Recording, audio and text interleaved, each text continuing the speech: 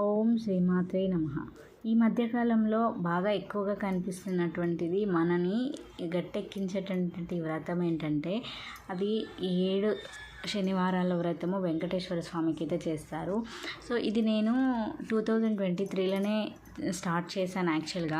Start చేశాను ఎందుకో తెలీదు ఆ స్వామివారు, ఎందుకంటే నేను కోరిన కోరిక నెరవేరంది కాబట్టేమో నాకైతే అడ్డం తీసుకొచ్చాడు.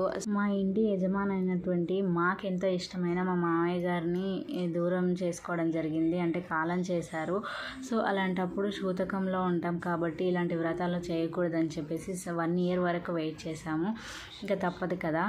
అలా అంటే నేను కోరిన కోరిక నెరవేరేది కాదేమో కాబట్టి ఈ అడ్డం తీసుకొచ్చాడని అయితే నాకు అనిపించింది. సో మళ్ళీ సంవత్సరం తర్వాత 2025లో మళ్ళీ ఇప్పుడు చేసుకోవడం అయితే జరుగుతుంది. సో చూడాలి ఈసారైనా ఏం జరుగుతుందో అని. కానీ చేసినటువంటి ఇప్పటికే 5 వారాలు అయితే పూర్తయిపోయాయి. ఈ 5వ వారం రోజు నాకైతే ఒక మిరాకిల్ జరిగింది. కానీ మనస్ఫూర్తిగా వేడుకుంటే మాత్రం స్వామివారు నిజంగా మన కోసం దిగి వస్తాడని అయితే నేను గట్టిగా నమ్ముతున్నాను. అది నాకు కూడా అంతకుముందు తెలియలేదు.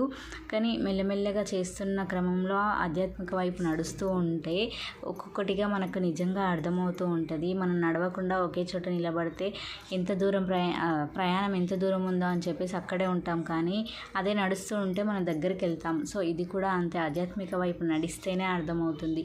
ఊరికే కూర్చొని ఇంట్లో ఏదో చేస్తున్నామో తింటున్నామో అని ఏదో రోజులు సాగుతున్నాయి అంటే మాత్రం అస్సలు అర్థం కాదు.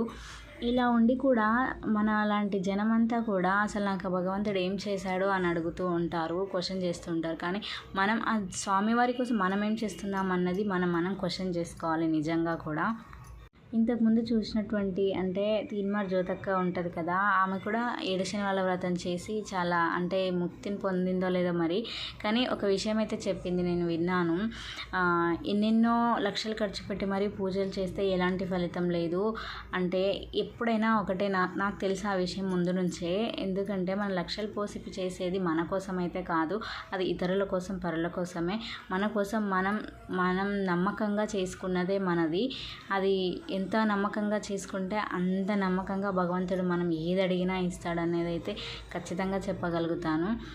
ఇంకా వ్రతం అనగానే ఒక్కొక్కరు ఒక్కోలాగా చెప్తుంటారు, ఇలా చేయాలి అలా చేయాలి, ఇది పాటించాలి అది పాటించాలని. కానీ మనము మనస్ఫూర్తిగా దైవాన్ని నమ్ముకొని ఎలా చేస్తున్నామంటే కనీసం అంటే అలా చేయాలో అలా కొన్ని తెలుసుకొని ఖచ్చితంగా అలా చేయగలిగితే మరీ ఎక్కువగా పాటించాల్సిన అవసరం అయితే లేదు.